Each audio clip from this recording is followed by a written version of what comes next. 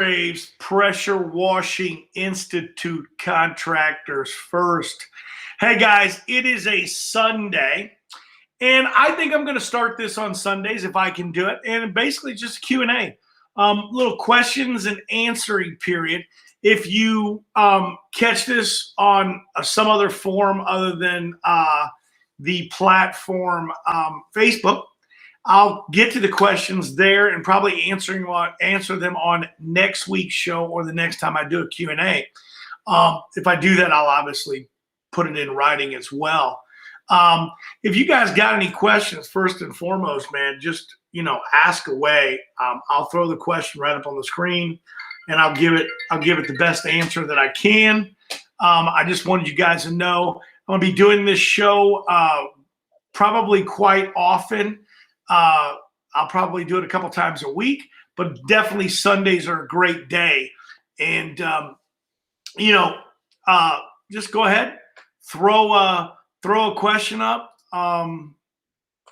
No issues. Ask away. I wanted to also talk while I'm waiting for some questions. I wanted to talk about basically being mentored and things like that, guys. If you pay for mentors, there's nothing wrong with paying for a mentor. There's nothing wrong with paying for training. All the mentors that I ever had in my entire existence, obviously my parents being probably the best mentors, but and hopefully for anybody, we would wish that would be probably the best thing we could do for our kids, and also in our own lives. But, I realize that people out there sometimes that just doesn't happen. But all my mentors that I ever had were all free. And they only ever asked me to pay forward what they were teaching me, as they just asked me to pay it forward. Just that little stupid little cliche, pay it forward. I will tell you one thing about mentoring. I have definitely received more by being a mentor than being mentored. Yes, I gained a lot of great things from my parents. I gained a lot of great things from other mentors. But what really makes you strong is when you mentor other people. When you mentor other people, that is really the key to this. You have no idea what this means. If you can go out there right now and you have the ability to mentor somebody, go out there and find somebody and mentor them. You have no idea how you will be paid back tenfold and how this will make you stronger. I know it sounds crazy. They go, no, Ron, you're giving that stuff away for free. When you mentor somebody, it just makes you absolutely solid and strong. And the things that you'll learn if you, get the fear out of your head and go out there and find somebody to help, you won't believe the blessings and the returns that will come back to you tenfold. What qualifications should a mentor have to assist you with growing a small exterior cleaning business? First and foremost, the first and foremost thing is that they need to be raised properly. They need to be raised correctly. This is a type of a loaded question, because I don't believe that having a mentor I never had a mentor. Okay, never. I had mentors, like is in plural, and those mentors, some of the better ones weren't even in the cleaning business, so they were just entrepreneurs, and they gave me great advice. I'll explain one of the best advice given, the best advice that was ever given to me, and this is something that translated from my parents, but I didn't realize it. I didn't realize it until my parents were much older, and my father had passed away, and I had met this other mentor, and he was a governor candidate of Arizona, the largest independent grocery store retailer in the world. And I was ever graced to have him as a mentor. And one of the biggest things that he ever hit home was to basically not only buy local, but he instilled in me that give back to the community. And the community, guys, it's not giving to United Way or sending money over to overseas to help, needy children. Now, there's nothing wrong with that. That if you want to believe in that and you want to do that, go do that.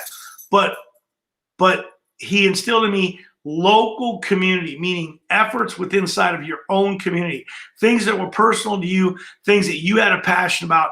That was one of the number one things that this man instilled in me and taught me. And like I said, he had nothing to do with the cleaning industry. So I guess the question is that you might be asking, what would their entrepreneurial experience need to be? Again, I don't believe in one mentor. So I wouldn't believe that if a person was one day in the business, I take it as a challenge upon that person to go mentor somebody and learn from each other. That is really the key. Because keep this in mind, Ryan, when we talk about mentoring other people or getting mentorship from somebody else, experiences in life matter as well. Whether they were experiences as a small child or experiences as an adult or even a young adult, those experiences matter. And those experiences in life carry forward in every aspect of everything that we're doing. Because remember, we're not just trying to become better entrepreneurs. We're trying to become better people. We're trying to become better fathers. We're trying to become better parents. We're trying to become a better husband. All these things that, there's no real playbook for, right? I mean, there's, people wrote books about it. There's not really a playbook about it. And I'm going to speak. So hopefully somebody will remind me of another point about relationships and things like that. When I pass on my experience and knowledge, I dig things up in my brain I have once long forgotten. And, Ryan, this is the point that I'm trying to make. When you're out there practicing what you preach, when you're out there regurgitating the fundamentals, and I don't know if you ever were an athlete, but sometimes athletes got to get back to the basics. They got to go back and hit soft toss. They got to go back and hit off of a tee because they've got some kind of a glitch, in their swing, or they've got to go out and be trained again to run properly because they've got an injury and then they started running a different way and they've completely changed their style. Sometimes, man, they have to go back to something very remedial, some very remedial training. Doesn't matter if they're a world champion at whatever they're doing. Sometimes you have to step back and do those things. And you're right. The reoccurrence of doing some of these things over and over and over again, and having them fresh in your minds, keep you trained as a mentor, not being mentored, but as a mentor. And you are also practicing basically what you preach. I'll tell you, Mattress Mac basically said, walk the talk, and all that other stuff. And basically, he was like, sometimes guys out there that are mentoring you are not practicing what they preach. They're just regurgitating something. Don't get mad, Keith. Oh, I'll do this. I'll use Craig Harrison's book. I won't use Heath's book, because then somebody will be like, he used Heath's book. They're regurgitating something that they read in a manual or a book, and they've never done it themselves, but they're regurgitating that information to you. And sometimes you can tell that that's the situation that they're in, and that's not really being honest and truthful and forthwith with the information. Because really, when we talk about mentors and things like that, guys, this mentor stuff, man, it's got to come from here. You know what I'm saying?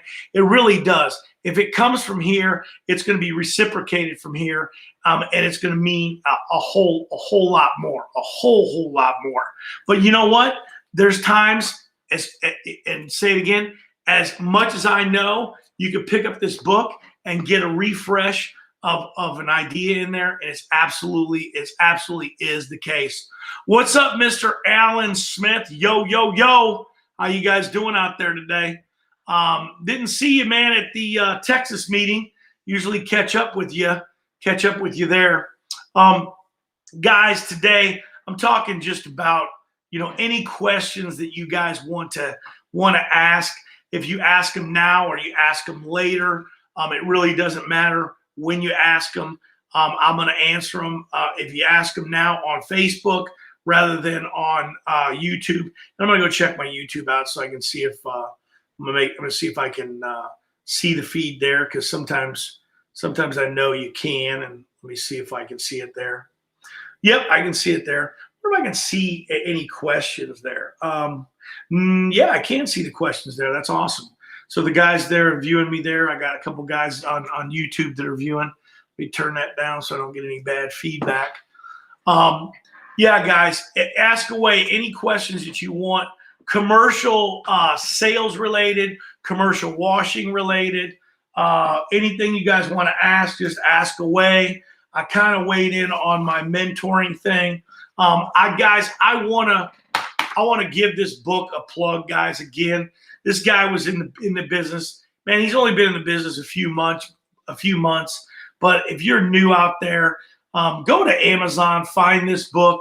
It's Pressure Washing 101 Guide. It really is a good startup book. Is it perfect? No, it's not perfect. And he's okay for me saying that. You know, he's a guy that can handle it. 20 or 22 years in the Navy, retired. I believe he can take it. That I'll say that the book's not perfect, but man, what a good book it is. I would say that all of the information is great information. The only problem is some of it will not apply everywhere in the world. And that's the only thing that's wrong. He wrote this to apply to himself, and that's okay, because he wrote the book for himself. He didn't really, I don't think he wrote this book, and I don't think he thought it was going to ever be as big as it is. And that's Heath Phelps, guys. You can check him out. He's at a group called Pressure Washing Bros, and he does this. He does these nightly things. Well, not nightly, but he does them quite often. And I don't know the program. I can't remember it off the top of my head. But they get on this program that's kind of like a podcast with just very similar to what we're doing here. But they can get in multiple guys in there, and they interact, and they mastermind. And they're basically all mentoring each other in a newfounded deal, which is what we call all of our social media platforms, which is exactly what this is here, mentoring in here. I want to make a plug here, guys. The Young Guns event in Atlanta is coming up. It is it's full. I mean, it's already packed up. We probably have some seats for a few more guys, but it's a pretty full event as it is now. We had over 400 people in Houston register in February, as everybody saw, and they saw the numbers there that were just absolutely crazy. And a lot of guys in Houston, they had a good time. It was a lot of fun. I guess Ryan's going to ask all my questions. That's okay. You get a little personal consultation today, man, and it's all free. As a small business owner, can you provide any advice or insight for hiring your first employee and practices that have worked for you? Yeah, I have a video out there about hiring service people, guys. Service people. Yes, it's Discord. That's the one that he's using. Thanks for helping me out on that. Yeah, just, first and foremost, I'll tell anybody this in a hiring situation. If you hire somebody that was raised right, you're off to a really, really good start.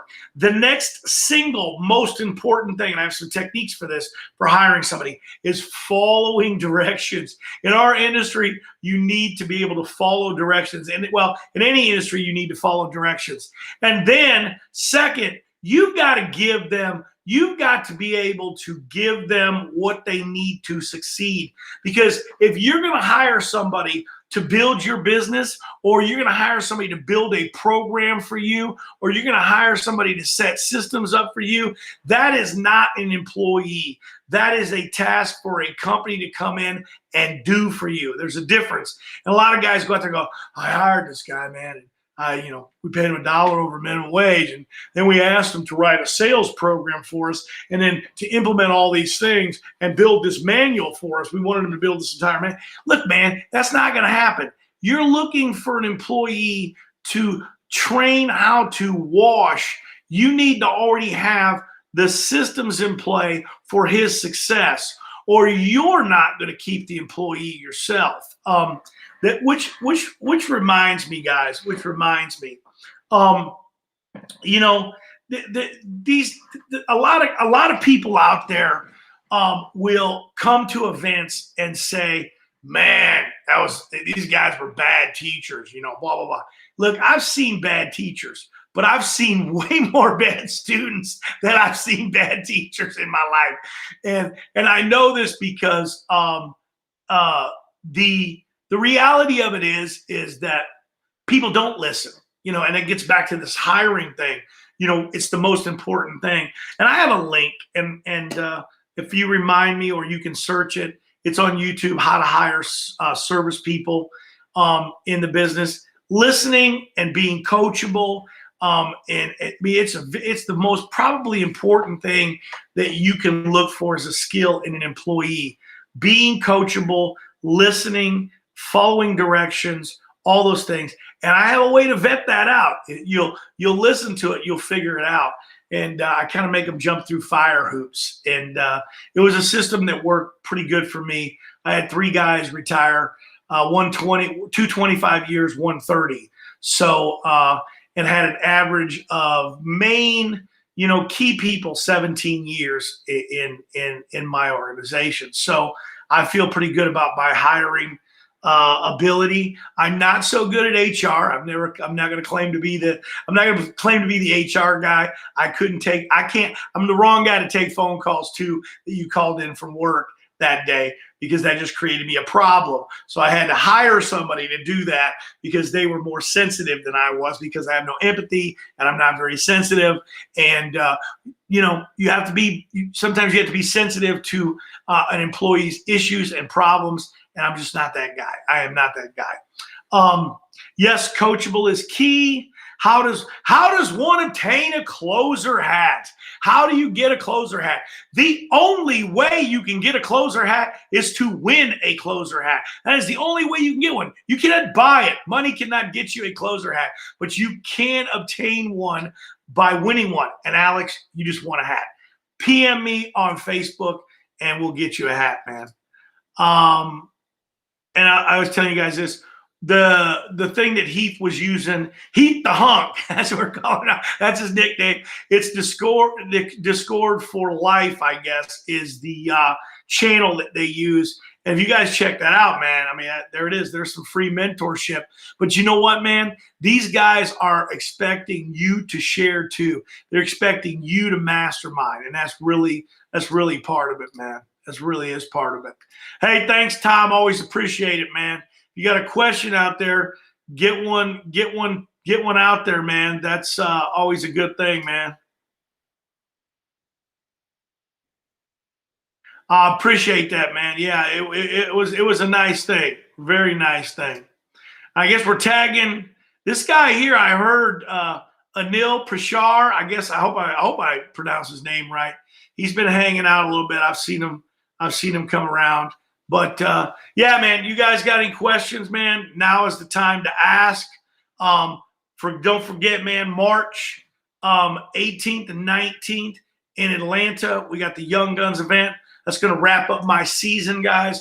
I am going to be doing some free training, some basic training we're going to be doing in basically April and May, and then we'll come back again in September, October. We'll be doing it again. And then I go into November. I decided I'm taking off December. We're going to go January, February, and March again. One of the cool things that I wanted to also announce is we're going to be doing some wood restoration. Now, I'm not a wood restoration guy, but I met this guy named Caleb Roth, and it's Sealing and Staining University. This guy, man, he's a young guy. He's got energy. He's in the deck and fence building business. And he got into the stain and sealing side of the business, been in it for not very long time. And that's why I say, a lot of these guys get hooked up on, experience and all this other stuff. Most of these guys, and they're gonna, they're gonna go nuts and everything else, but most of these guys that are out there screaming about, all these YouTubers and stuff like that, they're just upset that these guys are giving away information for free. They don't want guys out there giving away information for free, and they're just angry about it. And that's really what it all boils down to. Pat Clark's coming out to the Young Guns. Pat first showed up on my doorstep at a National Cleaning Expo event in Myrtle Beach, South Carolina, that we had in conjunction with Jeff LaCour's National Cleaning Expo. Had set up a 2-year tour, and we set up with 8 different contractors around the country, and the contractors had to guarantee a 2-year tour, each of them. And Jeff did it. He did one year, and he did another one the next year. And I believe Pat came to both of them. But Pat's got one heck of a story he's going to be telling in Atlanta about showing up at that meeting as the start of his journey. And he's going to talk all the way through. I've heard the story. And Pat, again, didn't have one mentor. It wasn't just me. It wasn't just somebody else. He has had many mentors over the years that have helped him arrive at the destination he's at. And I don't think he's at the destination he's going to end at. He's far from that, because Pat's got lots and lots of bigger dreams than where he's even at right now, which is really cool, because he just keeps on moving and moving. And what an inspiration he is to the entire industry, man, to the entire industry. Okay, guys, you guys don't have any more questions. Don't think that the only dumb question is the question you didn't ask. So if there's something very simple, something I'm going to start talking a lot about is, guys in this industry don't realize that most of the soft washing is done through downstreaming with a pressure washer. As I've done and put polls out left and right, 80% or more of our industry, I think it's higher, are pressure washing. They are downstreaming with a pressure washer as a soft wash method. In other words, low pressure with a pressure washer. I know that, and I know this to be true because I have recently, and it's embarrassing, meeting contractors that have been around 5, 6, 7, 8 years that have never downstreamed before. And I highly recommend that if you're thinking about getting in this industry for $12 or $16, get yourself a downstreamer and hook that thing up to your pressure washer and try it before you go out and spend any money on anything else. If it's not for you and you really feel that you want to spend money on a dedicated pump, go do that. But man, everybody should learn how to downstream as a fundamental practice, just in case your dedicated pump doesn't work, because you got to finish the job. And this way you're not finishing the job with a garden hose and a pump-up sprayer. You can actually downstream the solution on a house, rinse it off with a garden hose, rinse it back off with your pressure washer. Let's see what this is. Do a rundown of the top 5 essential tools for a basic house washing and what to avoid. Man, the biggest thing I would say, and I'm going to say this I'm going to talk in the sense of, forget about this as a house wash. This is just a wash. If I wash a big building, that's all I do. I don't do homes. I do large buildings, man. Sometimes hundreds of thousands of square feet buildings, several of them equaling millions of square feet. And so the one of the first and foremost things that we worry about, obviously, man, is safety, man. You just cannot worry. And that's it. Number one thing, I preach and I practice that whether it's somebody on the job site, whether it's an employee or whether it's somebody else, there is nothing worth injuring yourself or someone else to get something clean. That is just the most absurd thing in the world. And I've had some of my comrades fall from roofs and die. I've had multiple people that have hurt themselves and died from chemicals. So many that can't see from getting the chemicals in their eyes that I don't even want to count it anymore. It's crazy. I've had guys that have impelled themselves. It's an awful thing. And I would think that when you talk about the top essential things to start anything, it's got to be safety. Safety.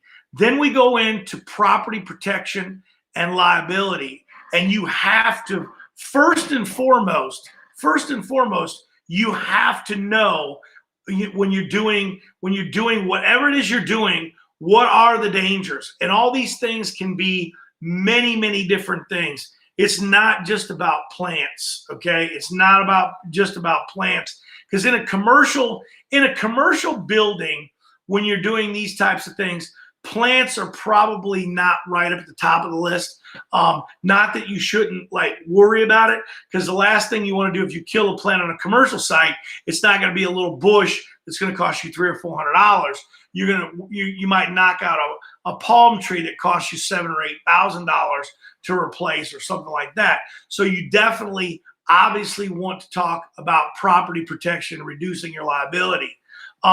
Your liability and all these different things can be from, water damage on the building because you're improperly doing it, damaging glass, damaging metal on the building with the chemicals. I mean, all these factors have to be weighed in. So that's probably your second most important thing, is to make sure that you're not damaging any substrates, because that is first and foremost. So this comes with training and knowledge on what you need to use on what type of substrates, whether you're going to soft wash something, whether you intend to pressure wash something, whether concrete is, if it's new construction, it may not be able to be a surface cleaner may not be able to be run on it. I know that's probably the first time some guys have ever heard that before, but they wonder why they jacked up they wonder why on a new construction site,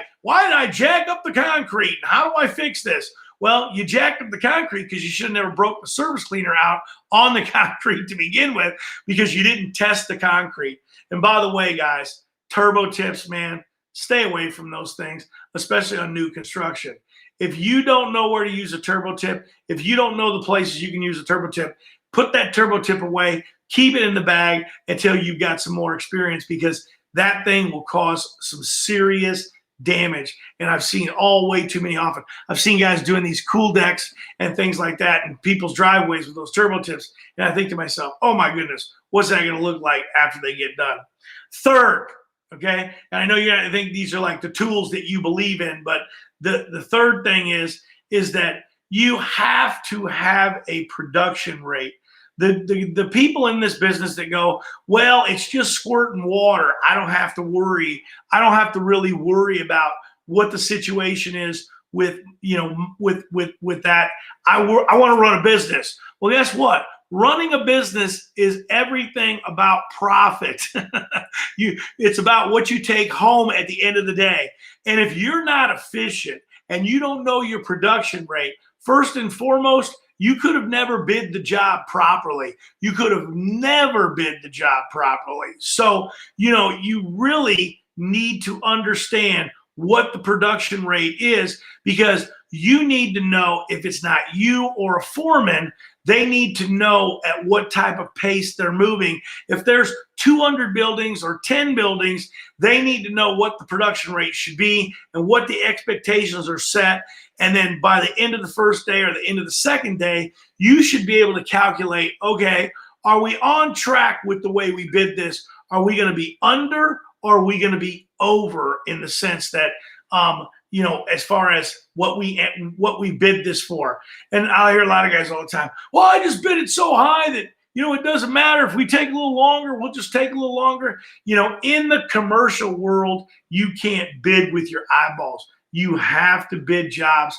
It's mathematics and science, guys. That's what it is. And that's why when I talk about production rates, you guys really have to understand that production rate winds up panning and being just as important as anything else. And as a matter of fact, from when I talk about safety and property protection and production rate, these are all things that all really coincide with each other.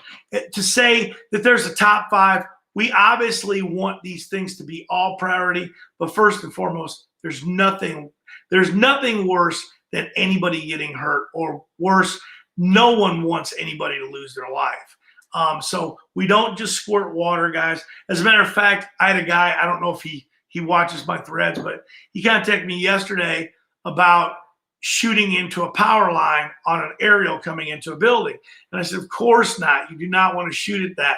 I said, if you know that it's a phone line, if you know that it's a cable or data line, I said, you still don't necessarily want to shoot into it, because those lines get wet. You can knock out their data system. You can knock out their computer system. You can knock out their internet. I mean, and a business being down, doesn't have internet, it's going to cost you money. So any of those lines coming in aerial, whether you can get hurt or not, you do want to take precautions, because you could be knocking out somebody's business. And I know if somebody knocked your business out for a week, you would not be happy with it. So you've got to always have those precautions. And that was where we get back to, I don't want to call it property protection, but reducing your liabilities is a better word, because you just got to be a little bit smarter and analyze these jobs. And that's why you've got to have protocols in play. I would say the number 4 thing is if you're on a job and you are, in a sense of tools, man, if it's a big job like we do all the time, and you might be there, several days in a row, you definitely want to have the accountability that you've closed up, your day-to-day washing with somebody.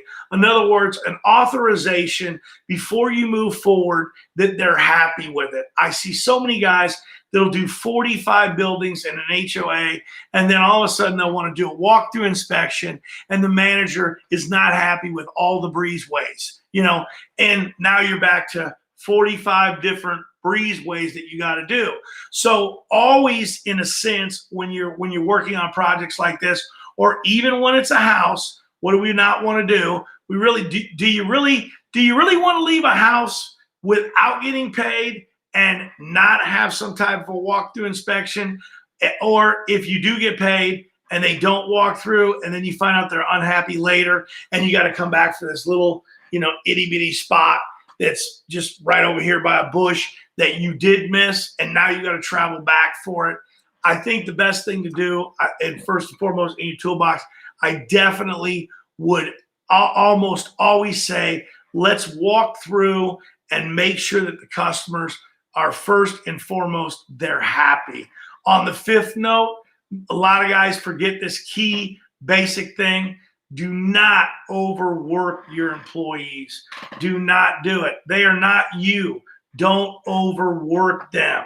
If you don't overwork them, their production will be higher, their morale will be better, and they will like you as a better boss. That's a guarantee. If you're working them 10 and 12 hours a day, of course, we can do that. We work 16, 17, 20 hours a day. Heck, when I was younger, I could work for 3 days in a row and still not get any sleep, okay? But this is not their business. They have other obligations. They have families, they have kids, they have wives.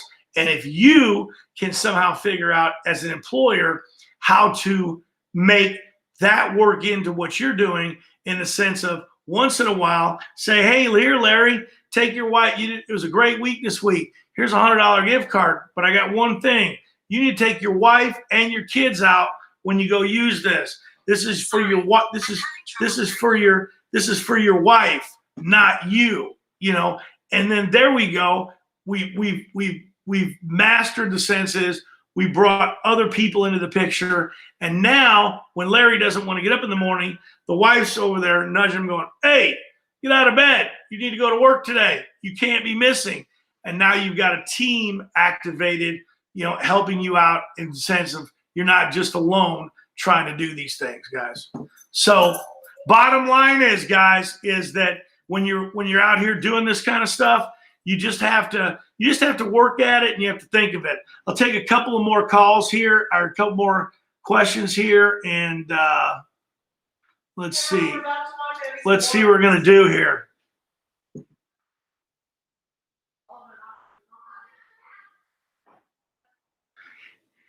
8 years into the industry, I obtained an OSHA 10 and GS HAZCOM cert. Really opened my eyes to the risks out there.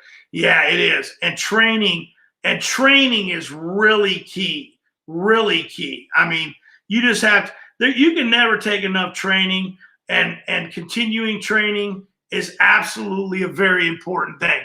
I mean, it's a massively important thing. You've got to really train. Let's see what we got here. True Seeker. Man, True Seeker, I wish I knew what your name was. How essential is commercial auto insurance? I'm still running under my personal policy. Does your personal policy know that you're running under your personal policy? That always is a question. You really, if the personal policy doesn't know that you're running under that personal policy, then doesn't know that you're running under a business name, then that's when you really have a problem. That's when everything starts to have an issue. I would highly recommend, though, that you definitely get commercial insurance as soon as you can. If you get into a situation, commercial policies are just better policies. You don't really want anybody to come after you personally, because then you've got that whole umbrella effect where you've opened yourself up to be sued personally, and that's not really a good thing. You just don't want to wind up doing that. So I would highly recommend that you get out there and get a commercial policy as soon as you can. I've always pushed myself harder. Once I worked 45 days straight, 16 hours a day, but never expected out of employees. Yeah, and William, man, sometimes that can take a toll on you and your business. It can take a toll on too many things. I always tell guys, with this said right here, man, is sometimes, man, you just have to charge your batteries. You really got to just get out there and recharge your batteries. You can't keep doing things like that and working like that and expect things to be okay. It's just not gonna work. All right, Jason, good to meet you, man. I guess hopefully I'll remember that.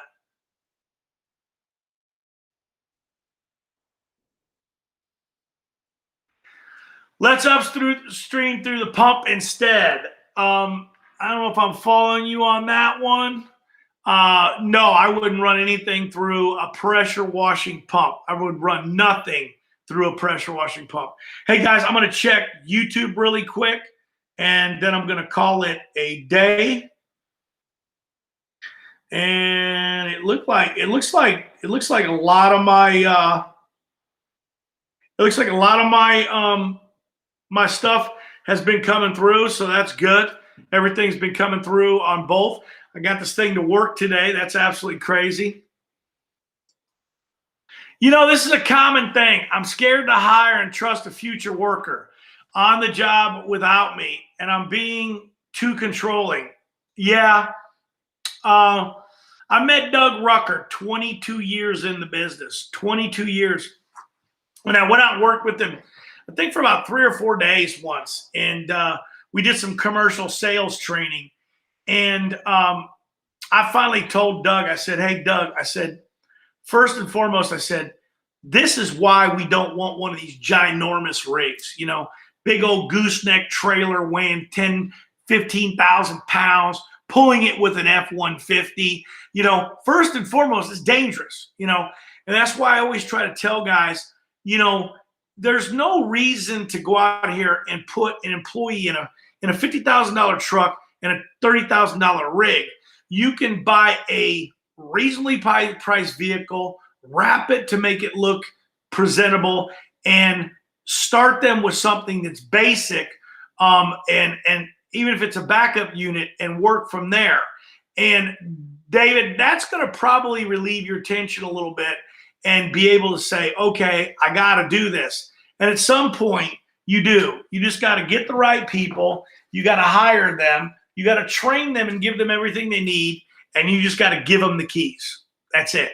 You got to go out and give them the keys, and you've got to have some trust. Is it going to be difficult?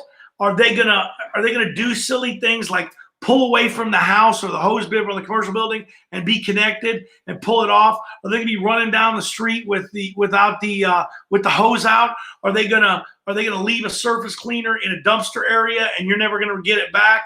It's gonna happen, you know. And I'll tell you what the prevention of that is.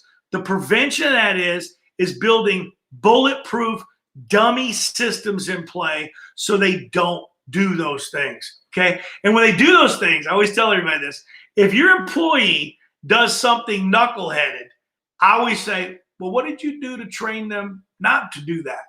Did you show them how not to do that? And then somebody go, well, it's common sense that you unhook the water. Common sense for you, common sense for me.